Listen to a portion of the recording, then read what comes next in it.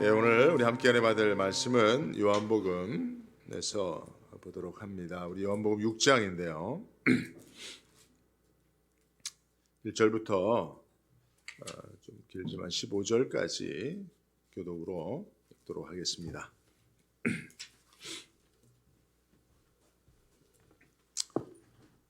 제가 먼저 1절 읽습니다. 그 후에 예수께서 갈릴리 바다 곧 디베랴 바다 건너편으로 가시매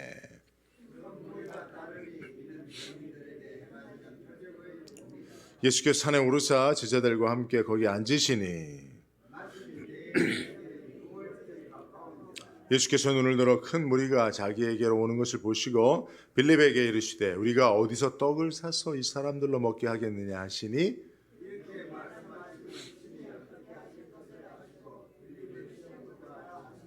빌립이 대답하되 각 사람으로 조금씩 받게 할지라도 200데나리온의 떡이 부족하리이다.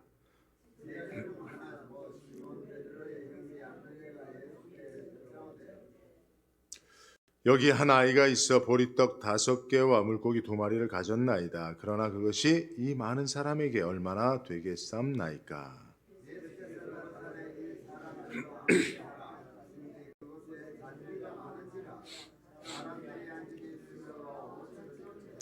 예수께서 떡을 가져 축사하신 후에 앉은 자들에게 나눠주시고 고기도 그렇게 저희의 원대로 주시다.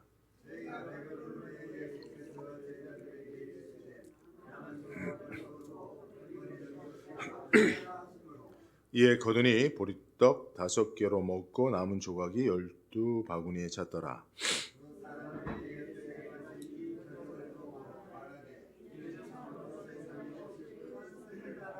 함께 봅니다.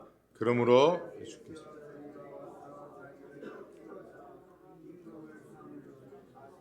다시 혼자 산으로 떠나 가시니라. 아멘. 우선 마이크가 되죠? 네, 좋습니다. 감사합니다. 여러분들 함께 예배하게 돼서 참으로 반갑고 감사합니다. 또 하나님 옆에 특별히 코로나 시대에 예배당에 모여 예배하는 그런 은혜가 있음을 또 그런 믿음을 주심을 감사를 드립니다. 우리가 예배할 때 한 성령 안에서 우리가 함께 하나님 앞에 나아감을 받는 복된 시간이 되기를 바랍니다. 오늘은 예수님이 답이시다. 예수님이 답이다. Jesus is the answer 라고 하는 제목으로 말씀 전할 때 여러분들의 인생의 모든 문제가 예수 안에서 해결함 받을 수 있길 주의 이름으로 축복합니다. 아멘. 여러분 이게 좀 자랑 같아서 제가 조심스럽긴 한데 자랑하려고 하는 건 아니고요.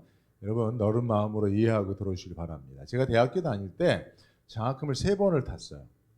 처음에 이제 입학 장학금을 탔습니다. 입학 성적이 좀 좋았나 봐요. 그래서 입학 성적 장학금을 탔고 두 번째는 제가 과대표를 하느라고 과대표에게만 한 명 딱 주는 장학금이 있어요. 그래서 과대표 장학금을 탔고 근데 이제 제일 많은 장학금이 뭐냐면 한 학기에 딱 한 명에게 주는 1등에게 주는 성적 장학금이 있었어요. 근데 이제 이게 4학년 1학기까지만 줍니다. 4학년 2학기에는 취업을 앞두고 수업을 대부분 다 이수를 했기 때문에 많은 학점을 듣지 않기 때문에 4학년 1학기까지만 이제 한 명 딱 1등에게 성적 장학금을 주는데 제가 3학년 2학기까지 이걸 좀 타보고 싶었는데 잘 못 탔어요. 그래서 제가 한번 각오를 단단히 하고 마지막 장학금 내가 한번 타보리라 해서 어떤 준비를 했냐면 교수님들의 그동안의 그 출제 경향을 분석을 해서 제가 예상 문제를 뽑아서 그것을 미리 막 풀고 결국 이제 예상 문제의 답을 제가 다 숙지하고 들어갔어요. 근데 참 감사하게도 제가 예상한 문제들이 많이 나와서 제가 이제 4학년 1학기 때 마지막 1등 성적 장학금을 탄 적이 있습니다. 제가 이 말씀을 왜 드리냐면 여러분 인생에는 정답이 없다라는 이야기 하지요. 그죠? 인생에는 정답이 없다. 사실 우리가 살아가다 보면 그래 인생의 많은 문제들 속에 정답이 어디 있겠는가라고 생각을 하지만요. 여러분 혹시 우리가 만난 문제들 속에 그 해결책을 주는 정답이 있다고 한다면 여러분 어떠한 어려운 문제도 더 이상 그 답을 아는 이에게는 문제가 아니게 되는 것이죠. 아멘이죠? 예, 오늘 우리가 이제 오병이어의 말씀을 생각해 보고자 하는데, 여러분 이 오병이어의 말씀이 사복음서에 다 기록되어 있어요. 마태, 마가, 누가, 요한에 조금씩 내용은 다르지만 공이 기록되어 있는 아주 중요한 말씀이에요. 오병이어, 5개의 떡과 2개의 물고기로 5,000명. 그 남자만 5,000명이니까 여자를 포함하면 좋기 2만 명 정도를 먹이셨다. 놀라운 예수님의 창조의 기적적인 사건. 이 사건을 우리는 잘 알고 있습니다, 여러분. 모르시는 분 계세요, 혹시? 이 오병이어의 사건 처음 들으시는 분? 예. 처음 듣는다고 손을 들기가 좀 무섭죠. 그죠? 조금. 모르셔도 됩니다. 사실은 제가 좀 전에 말씀드린 내용이 사실은 전부예요. 그러나 이 오병이어 사건은요, 여러분들이 설교를 많이 들으셨을 줄로 알지만 사실은 이 오병이어의 이 기적에는 매우 중요한 우리 인생의 문제를 향한 예수님의 솔루션이 담겨 있습니다. 여러분 살면서 우리는 많은 문제들을 만나지 않습니까? 그렇죠? 여러분 지금도 문제를 가지고 주님 앞에 나오신 분들이 있으시지요. 그러나 그 문제가 문제인 것은 그 문제를 해결하는 답을 가지고 있지 못하기 때문에 그래요. 그래서 문제 속에서 고통하고 신음하는 건데요. 예수님은 이 오병이어의 기적 사건을 통해서 우리 인생의 문제를 만났을 때 우리는 어떻게 그 답을 찾을 수 있겠느냐에 대해서 말씀을 하고 계시는 것입니다. 그래서 여러분 오늘 이 말씀은요, 예수님께서 우리들에게 어떻게 보면 문제를 내신 겁니다. 너희들의 인생의 문제를 해결하는 그 해결책을 너희가 찾기 원하느냐? 그렇다면 이 오병이어에 담겨 있는 이 기적의 사건의 의미들을 통해서 너희가 그 답을 찾아가라라고 하는 것인데요. 자, 그러면 그 정답에 대해서는 오늘 설교의 제목을 힌트로 삼고 그 내용으로 한번 들어가 보도록 하겠습니다. 예수님께서 제자들을 가르치시기 위해서 산으로 가셨어요. 좀 은밀한 곳을 찾아서 제자들과 독대하고, 특별히 예수님은 제자들에게 말씀을 가르치시기를 원하셨다는 사실. 그래서 예수님의 제자들은 예수님으로부터 말씀 교육을 받은 자들이라는 사실을 여러분 꼭 기억하셔야 되는데요. 근데 예수님이 이미 그 당시 그 유대 지방뿐만 아니라 갈릴리 지방의 유명 인사가 됐습니다.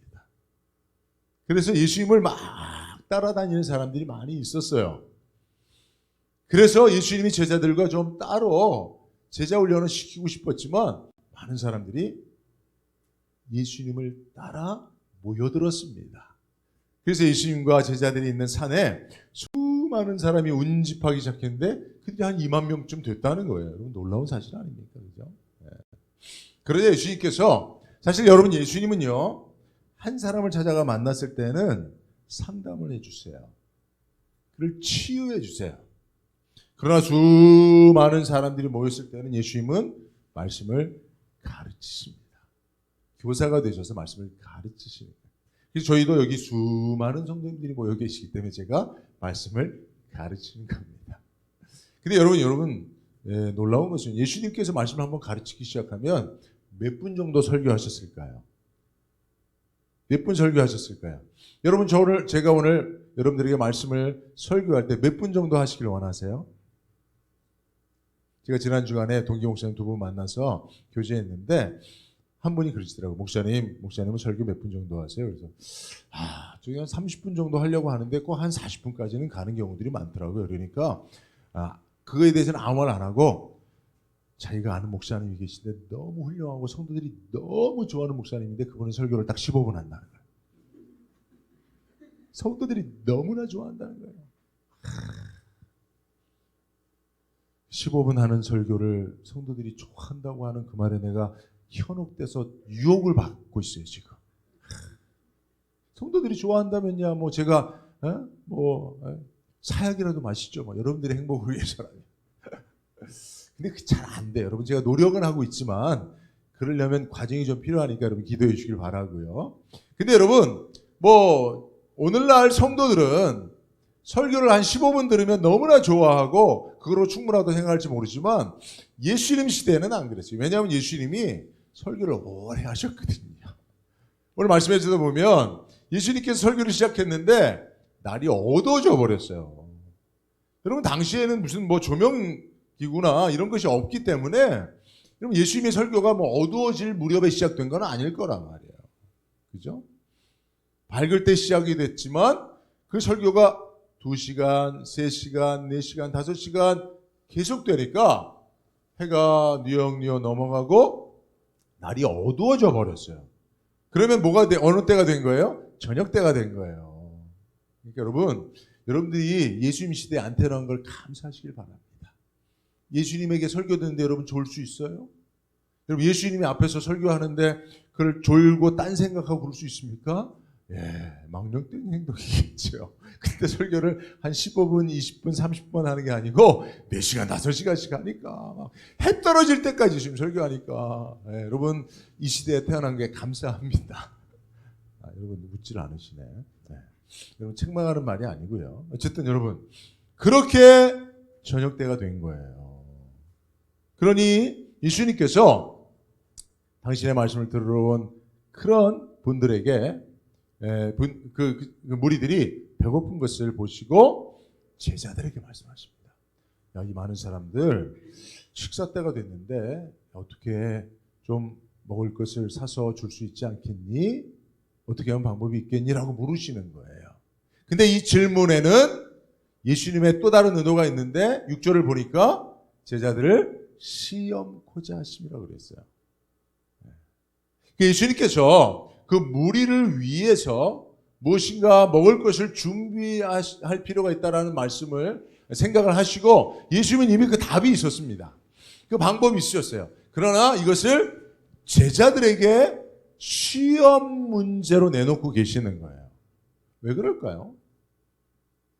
예, 예수님은 제자들에게 예수님께서 지금 베풀고자 하시는 오병이어의 기적 사건을 통해서 무엇인가 제자들에게 남기고 싶은 메시지가 있는 겁니다. 그게 뭐냐? 인생의 문제들을 대하는 태도에 대해서 가르쳐주고 싶으신 거예요. 근데 여러분, 이 제자들이 지금 빌립과 안드레가 등장을 합니다. 예수님께서 이 질문을 할 때 빌립이 뭐라고 말합니까? 7절을 보여주죠. 빌립이 이렇게 얘기합니다. 각 사람으로 조금씩 받게 할지라도 200데나리온의 떡이 부족합니다. 라고 하는 거예요. 이 많은 사람들을 먹이려면 한 200데나리온 정도, 한 데나리온은 노동자의 하루 품삯이니까 한 10만원, 100불 정도 보면 한 2,000불 정도는 있어요. 최소 2,000불 정도는 있어야 이 사람들을 먹일 수 있는데 그 돈이 우리에게 없습니다. 이렇게 얘기하는 거죠. 그런데 여기에 안드레가 참전을 합니다. 안드레는 뭐라고 말합니까? 예수님, 여기 한 아이가 있어 보리떡 5개와 물고기 2마리를 가졌는데 이것 가지고는 이 많은 사람들 어떻게 먹이겠습니까? 라고 대답하는 거예요. 여러분, 빌립과 안드레의 대답은 조금 결이 달라요. 그러나 결론은 뭐예요? 예, 불가능하다는 거예요. 예수님, 어떻게 이 많은 사람들 다 먹일 수 있겠냐는 거예요. 근데 여러분, 예수님께서 이러한 제자들에게 해결책을 주시는 거예요. 말씀하시는 거예요. 근데 여러분, 예수님께서 지금 이 제자들을 시험하신다고 하는 건 이 제자들이 가지고 있는 문제 앞에 보이는 태도에 문제점이 있다는 이야기예요. 어떤 문제점입니까, 여러분? 빌립과 안드레가 가지고 있었던 문제가 뭡니까? 사실은 여러분, 우리 인생에 있어서 많은 문제들을 만나는데 결국은 문제가 아니라 그 문제를 대하는 우리들의 불신앙적인 태도가 문제인 거거든요. 잘못된 태도가 문제인 거예요. 자, 무엇이 문제냐면 계산기를 돌리는 게 문제입니다. 빌립이 딱 계산을 딱 해본 거예요. 어림잡아 이 많은 사람들을 먹이려면 어느 정도 한 사람당 얼마의 돈이 필요하고 그러려면 한 200데나리온 한 최소 2,000불 이상이 필요한데 그런 돈이 우리에게 어디 있습니까? 라고 계산 결과 답은 불가능으로 나온 거예요.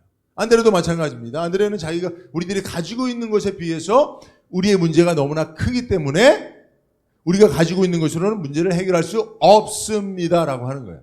근데 그들은 지금 이 문제 앞에 무엇을 하고 있어요? 계산을 하고 있는 거예요. 계산을 하고 있는 거예요. 우리들도 마찬가지입니다. 우리들이 어떤 문제를 만났을 때에 우리들이 늘 머릿속에 계산기를 돌립니다. 근데 문제는 계산법이 틀렸다는 거예요. 우리들의 계산법은 무엇입니까? 해결해야 할 문제의 크기를 해결하기 위해서 우리의 소유와 경험과 지혜와 내가 가지고 있는 능력과 기타 등등을 다 더해서 우리가 가지고 있는 문제보다 우리의 문제를 해결할 수 있는 자산이 더 크면 이 문제를 해결할 수 있다라고 생각하지만, 근데 우리가 가지고 있는 자산에 비해서 문제가 더 크다라고 생각이 되면 이 문제는 해결할 수 없어라고 낙심하게 된다는 거예요. 그죠? 근데 여러분, 대부분 여러분들이 직면하고 있는 많은 문제들 속에 여러분들이 가지고 있는 문제 해결의 능력보다 더 큰 문제들이 대부분이라는 거예요. 그래서 우리는 늘 문제 속에 허덕이며 살고 있다는 것이 진짜 문제인 것입니다. 근데 여러분, 예수님의 계산법이 오늘 우리 말씀 속에서 우리가 배워야 할 부분이에요. 여러분들이 가지고 있는 빌립과 안드레가 가지고 있었던 그 계산법 가지고는 여러분들은 평생 문제 속에서 벗어날 수가 없습니다. 왜냐하면 악한 마귀 사단은요, 우리의 능력과 지혜와 소유와 경험과 또 다른 사람의 자산을 가져와서라도 해결하고 싶지만 그렇게 해서라도 해결할 수 없는 큰 문제를 가지고 오니까요. 그래서 여러분, 우리는 뭐를 바꿔야 돼요? 계산법을 바꿔야 됩니다. 계산법을 바꿔야 돼요. 네. 저희 교회가 이제 교회차가 너무 노후해서 새로 차를 하나 이제 구입할 계획을 가지고 이제 차량이 너무 없어갖고 오래전에 이렇게 이제 주문을 하고 최근에 이제 차가 나오려고 합니다. 근데 그 이제 차 딜러가 저한테, 목사님, 이 차는 지금 얼마의 차가 이자율이, 요새는 이자율도 여러분 이걸 한번 풀캐시를 주고 사면 이자를 내지 않아도 되는데 조금만 이제 디파지트를 하고 다운페이를 하고 나머지는 이제 그 할부로 하잖아요. 할부를 해야 되는데 할부 이자율이 4.49라는 거예요. 그래서 그렇게 해서 계산을 해보니까 한 달에 얼마씩 내야 됩니다라고 나오는 거예요. 근데 제가 아무리 또 계산을 해도 또 좀 다르게 나오는 거예요. 그래서 제가 딜러한테, 아니 제가 계산하니까 좀 다르게 나오던데 좀 제대로 좀 계산해서 주시면 안 되겠습니까? 하고 좀 한동안 이렇게 조금 이야기가 있었어요. 근데 이제 결론은 이제 정답은 있는 거잖아요. 근데 문제는 뭐가 잘못된 거였습니까? 계산법이 서로 달랐던 거예요. 여러분, 마찬가지입니다. 여러분, 우리 인생의 문제 속에 문제를 해결하는 우리의 계산법으로 그 문제를 해결할 수 없다면 우리는 뭐를 바꿔야 돼요? 계산법을 바꿔야 되는 거예요. 자, 그럼 예수님이 이 사건을 통해서 가르쳐주고 있는 계산법이 뭡니까? 예수님의 계산법을 보여주십시오. 해결해야 될 문제의 크기는 똑같습니다, 우리가. 그리고 우리가 동원할 수 있는 모든 것, 마치 이제 오병이어도 그 중에 하나겠죠. 근데 그것만 가지고는 문제가 해결되지 않는다는 거예요. 그러면 여기에 예수님의 계산법은 뭐예요? 여기에 뭐를 더해야 되는 거예요? 예수를 더해야 된다는 거예요. 예수를 더해야 된다는 거예요. 저거를 더하기, 여러분들에게 좀 이해를 쉽게 하기 위해서 곱하기 예수를 하면 되는 거예요. 곱하기를 해도 됩니다. 곱하기를 하면 여러분 보십시오. 아무리 큰 수가 있어도 곱하기 제로로 하면 그거는 0이 되죠. 그죠? 이 정도 수학은 아시죠, 여러분? 산수는? 마찬가지입니다, 여러분. 우리 인생에 어떠한 큰 문제가 있어도 예수를 곱하면 그 문제는 제로가 되는 거예요. 아무런 문제가 되지 않는다는 사실을 여러분 믿으시기 바랍니다. 예수님이 이거를 오병이어의 기적을 통해서 가르쳐주고 싶은 거예요.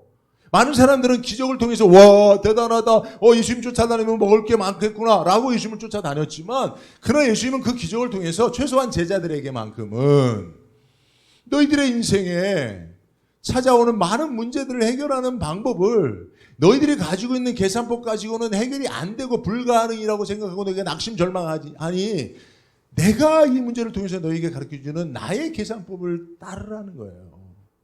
어떤 문제 속이든지 나를 대입하라는 거예요. 그러면 그 문제는 아무것도 아닌 것이 된다는 거예요. 할렐루야. 예. 예수님은요, 이게 지금 요한복음 6장이잖아요. 근데 6장까지 계속 오시면서 예수님은 그 이야기를 계속 하고 계시는 거예요. 여러분 5장에는 우리 지난주에 설교가 뭐였습니까? 내가 낫고자 하느냐였죠. 요한복음 5장에는요.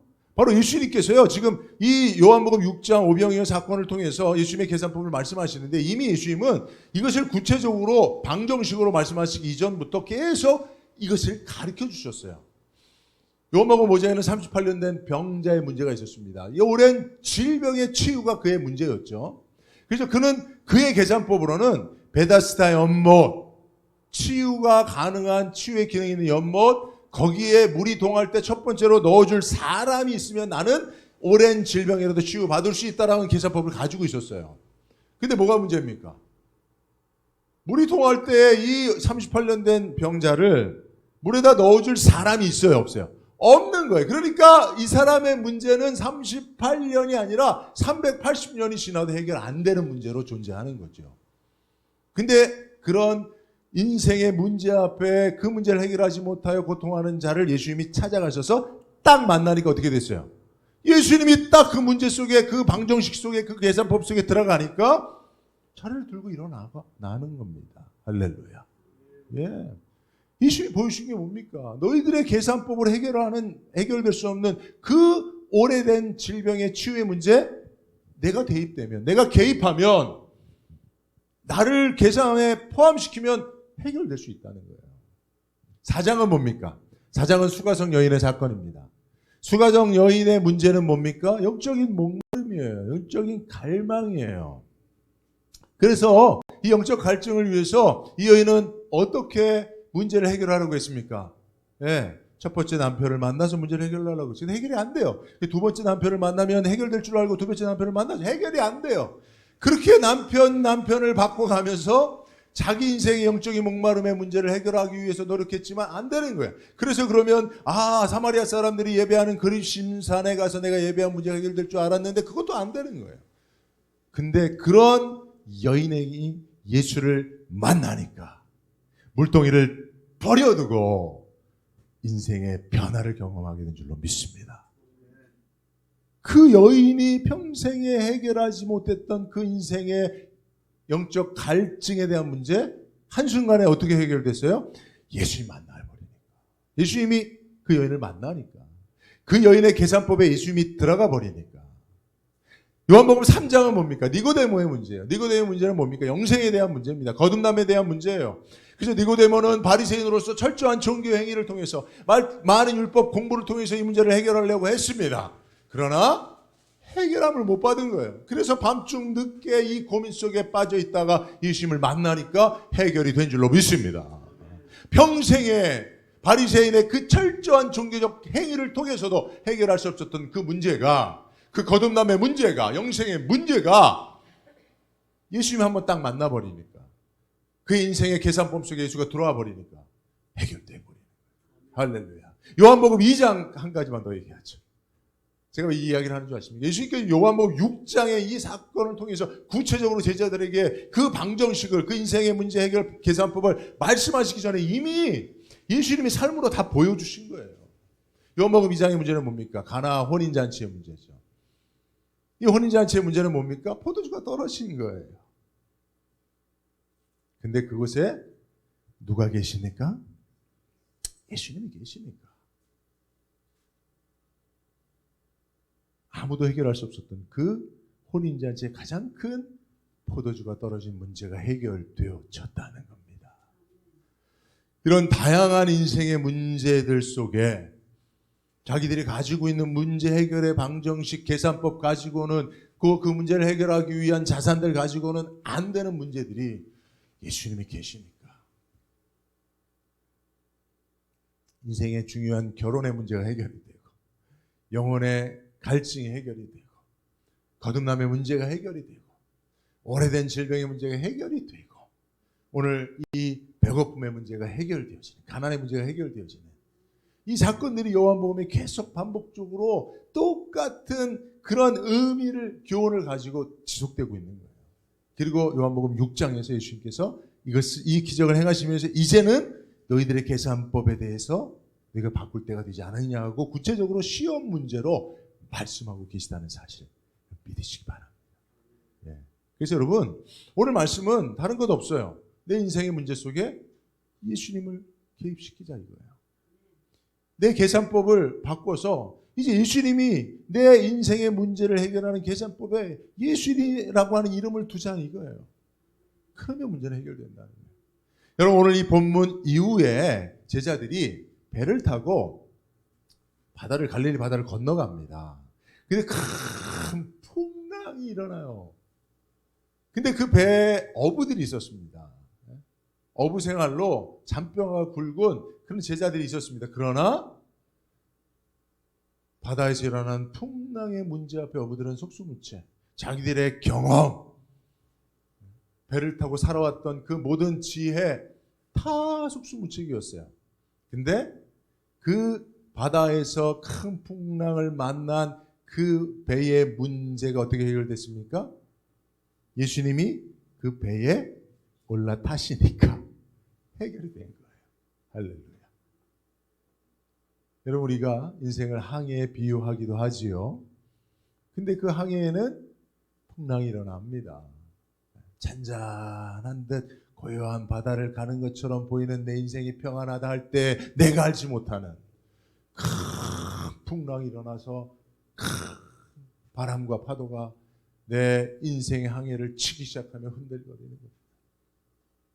아, 여기까지 내가 잘 살아온 것 같은데 왜 갑자기 이런 문제가 나에게 생기는가 하며 여러 가지 방법과 어떤 그런 것들을 동원해 보지만 풍랑의 문제는 해결할 수 없는 거예요. 그때 우리는 어떻게 해야 됩니까? 예수님을 우리 인생의 배에 승선시키는 거예요. 주님, 내 배에 오세요. 그리고 어떻게 해야 돼요? 배를 움직이는 키를 주님에게 맡겨야 되는 겁니다. 할렐루야. 그러니까 해결이 되는 거예요. 예수님은 이 말씀을 하시기 위해서 요한복음 이 6장까지 계속해서 제자들에게 인생의 큰 문제들 속에 예수님을 만남으로서야만 해결되어지는 그들을 찾아가 제자들과 함께 만나 주셨다는 것입니다. 오늘도 여러분 어떤 문제를 가지고 살고 계십니까? 또 우리는 가족 또 교회 안에 있잖아요. 가정과 교회 안에 가족 관계로 있잖아요. 근데 사실 나는 문제가 없어요. 내 자녀의 문제, 우리 부모님의 문제, 형제의 문제들이 또 나의 문제가 되어지잖아요. 또 교회를 사랑하는 이들은 성도의 가슴 아픈 문제를 부둥켜 안고 또 새벽에 하나님 앞에 나와 눈물로 기도하잖아요. 그러므로 여러분 인생에 있어서 문제 없는 삶을 살 수는 없습니다. 언제나 문제는 우리 삶에 늘 우리의 동반자처럼 우리를 따라옵니다. 그러나 중요한 것은 예수님이 함께 하시면 예수님이 우리 문제 속에 우리의 영적인 계산법에 예수님이 대입이 되면 문제는 문제가 아닌 거예요. 그래서 여러분 신앙생활할 때 여러분 제가 여러분들에게 이제 신앙생활에 있어서 반드시 경험해야 될 것들을 지난 그 수요일 날은 그 중보 기도를 말씀하시면서 이제 말씀을 드렸어요. 근데 오늘도 여러분들에게 한 가지 말씀드립니다. 여러분들이 반드시 경험해야 될 인생에 반드시 경험으로 가지고 있어야 될 신앙인의 기독교인의 경험이 뭐냐? 그것은 인생의 여러분들 큰 문제 속에 그래서 여러분 문제를 만나면 어떻게 됩니까? 두려워합니다. 그죠? 네. 그때에 예수님 한 분만으로 내 인생에서 만난 큰 문제 앞에 나의 두려움이 사라지고 예수님 한 분으로 인한 평안을 누리는 이 체험. 제가 전에 한번 말씀드렸었죠. 여러 해 전에 한 10년 정도 된 것 같아요. 더 된 걸 수도 있고요. 저도 교회를 개척하고 또 자녀들 양육하면서 또 우리 형제들 간에 부모님 간에 많은 문제들이 있잖아요. 목사도. 당시 제가 기억이 잘 안 납니다만 어쨌든 큰 문제와 고민과 고통이 있었어요. 그때 하나님께서 참 우연한 기회에 저를 그 아이합이라고 인터내셔널 하우스 오브 플레이어 국제 기도 학교라고 미국에 있습니다. 그때는 제가 한국에서 목회를 하고 있었는데 그때 하나님 저를 보냈어요. 거기 시애틀로 왔다가 미네아폴리스인가 그쪽으로 갔다가 거기서 또 비행기를 타고 어쨌든 복잡하게 거기까지 갔어요. 제가 바라는 것은 하나님 내 인생의 문제를 좀 해결해 달라고. 더 이상 이 문제를 내가 해결할 수 없습니다. 이 문제 때문에 고통스러워 미치겠습니다. 그런 마음을 가지고 거기까지 갔어요. 근데 계속 기도했습니다. 거기는 24시간 기도하는 곳이에요. 찬양이 아름다운 찬양들이 계속 울려 퍼지면서 제가 거기 2박 3일인가 3박 4일 있었는데 계속 마지막 날 저녁까지 하나님 말씀하시지 않는 거예요. 너의 문제 해결 방식은 요런 방식으로 하면 해결된다라고 말씀해 주시면 내가 그거 붙잡고 문제 해결하려고 했는데 말씀 안 하시니까. 그래서 그날 잠을 못 자고 다시 갔습니다. 밤에. 근데 하나님께서 저에게 잠깐 환상을 보여주셨는데 그 예배실에 제가 이렇게 기도하고 있었는데 저쪽 문이에요. 여러분 이쪽 문 아닙니다. 이쪽 문입니다. 이쪽 문에 누가 문을 열고 들어오시는 거예요. 예수님이셨어요.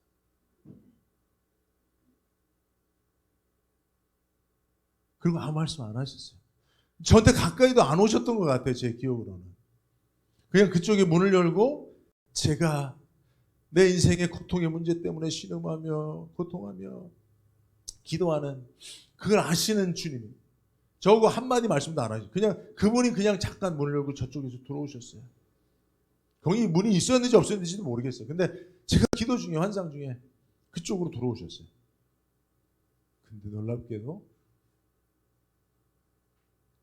그 순간 예수님이